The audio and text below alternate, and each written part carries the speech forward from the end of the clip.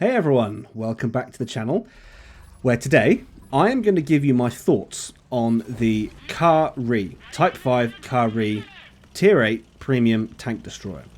I'm going to give you my thoughts on this tank, and I'll list off the stats, but I'm not going to do a review of it because, as most of you know, I don't play World War II enough to really be an authority figure on whether or not anybody should get this. Well, I mean, if you get the season, you're going to get this tank. So I'm not an authority figure on saying whether or not this is a good tank compared to other premium tank destroyers in the game. So I'm not going to do that. But what I will do is I will just give you my thoughts on it, and I'll give you my take on it, basically, from the games that I've played in it. So this is the first Japanese tank destroyer in the game. And in recent months, we've had quite a few firsts. Well, I say a few firsts. We've had two. We had the first double-barrel premium tank. Now we have the first Japanese tank destroyer. So the double-barrel Russian line was one that was hotly asked. Not asked, well, requested by the community, I should say. And my knowledge on PC is sketchy, but I believe the Japanese TD line was, again, highly requested on PC, and I believe they got it recently. I could be completely wrong there, but I know that I have heard hype about the Japanese TD line in World of Tanks outside of the console community. So I know there's been it's a thing, basically. That's what I'm saying. There's been hype around this. So this is the first one we have got on World of Tanks console. And before I tell you what I think of it, let's just list off the stats. So for the gun, we'll start with the gun. You've got 252mm of penetration on the standard rounds. You've got 298mm on gold, and 90mm of pen on the secondary. The primary and gold rounds will do 500 alpha each, an average of 500 alpha, and the secondary will do 630. So from what I've seen, based on, like, alright, so there was an Udes there, for example. One shot from this thing takes a third of its health. Now, again, not being particularly savvy with World War II, I would say taking a third of a tank's health tier for tier, that's pretty good, I would say.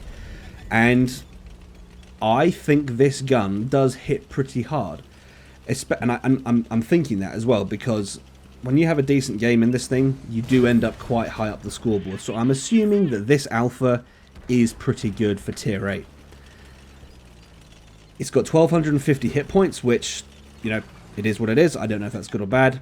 Top speed forwards is 40 kilometers an hour, which I will say, this thing does, to me, in tier 8, this does feel pretty rapid. And I had a game, another one of these games. The reason I'm saying I think this is pretty rapid is because this thing, at the start of the game, this thing was ploughing past the German tier 9 tank destroyer and basically all the other tier 8 mediums and heavies on my team. So based on that experience, I would say this mobility is pretty good. And I have noticed that, for me anyway, maybe it's because I'm overly aggressive for World War II because I play Cold War a lot, which is more aggressive. I end up finding that the speed of this thing gets me way ahead of my team, and then I end up on my own. I end up getting shot to pieces because I'm at the front and I'm in a tank destroyer, which, you know, traditionally in World War II, tank destroyers shouldn't be at the front. Well, they can't be at the front because normally they're so slow you can't get there. But hey, that might just be my playstyle. But top forward speed is 40 kilometers an hour, which to me feels pretty good. View range of 380 meters. I don't know if that's good or bad. It is what it is. And a moving concealment of 386, which drops to 347 meters when stationary. So there you go. Those are the stats for this tank. I think that the gun on this thing is very nice. I was quite... this Udes wasn't expecting me to pop around again, so there we go. We take out the Udes. Quite proud of myself for outsmarting the Udes there. The gun on this thing does hit very hard, in my opinion. And the reload, there you go, 10.1 seconds. So what equipment have I got on this thing? Well, from memory, I believe I've got the rammer. I don't have a tank destroyer crew in this because this is the first Japanese tank destroyer in the game, and I haven't set up a Japanese TD crew.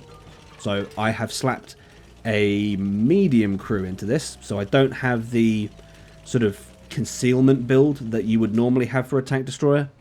But nonetheless, the gun on this thing still slaps. And here we are, we've taken the high ground. I couldn't. The reason I'm slowly nudging forward is I couldn't remember how far the render or the view range of the range of the gun, basically. How far can you see a target in World War II? That was what I wasn't sure of. But here we are. This is the point in the game where we get to see the effectiveness of the gun. So the reload is 10 seconds, which from memory I recall the IS-3 having a 12 second reload. So, 10-second reload for a tank that is, well, for a tank destroyer, I think that's pretty good. If I, what's the DPM of this thing? Let's have a look. So, damage per minute without crew or equipment is 2,100. I don't know if that's good or bad, but this gun can, from my experience, this gun does the work. Very good game there. That may have been a silver boost on that one, I can't remember. But very good game there on El Alamein. So far, I've said a lot of positive things about this tank. There are, however, some things that I have noticed that are not so great. The armour of this thing. I don't think the armour of this thing is all that great. Now, I might be wrong in saying that because, again, I'm playing too aggressive. I'm the only target. I'm the only one being shot. So it could be my playstyle, but from what I've noticed, it doesn't bounce a whole lot. The lower plate is very big, and that is the weak spot. The superstructure does have, if I remember right, it's got 200 and something millimeters of armor on the superstructure. But I found that tanks like the AT-15, the British tank destroyer, they didn't have a problem fighting this thing face on. And, oh, goodbye E4. Good grief, he didn't last long, did he? Whew. Alright. Anyway, yes, the armor, yeah, it's, again, it could be me. It doesn't feel like it holds up. That might be my playstyle, it might be me. But what I think this tank is about is it's mobile. It's got a good gun, but it doesn't have brilliant armor. And if we're looking at the standard, the iron triangle for tank design, you've got great mobility, you've got a great gun, but to have those two things, you've sacrificed weight, and weight is armor. So that's my guess. That's the balancing factor of this tank in the game. So is it a bad tank? No, I don't think it is. I mean, if this is how the Japanese TD line's going to go, it's going to be a kind of cross between the mobility of the Japanese tank destroyer line, which I think is relatively new, because tank destroyers aren't typically very mobile unless you're looking at the Super Hellcat or something. But then you've also got the amazing gun. So you've kind of got the German Alpha with the new Japanese or semi-American mobility, but you don't have the armor of the Germans. You've got more armor like the lower tier American tank destroyers, and this tank is relatively big. It's, I mean, you can see.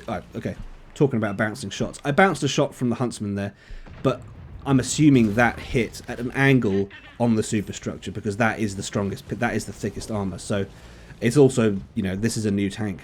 That may be the first time that Huntsman's ever seen a Kari in the game, so they didn't know where to shoot.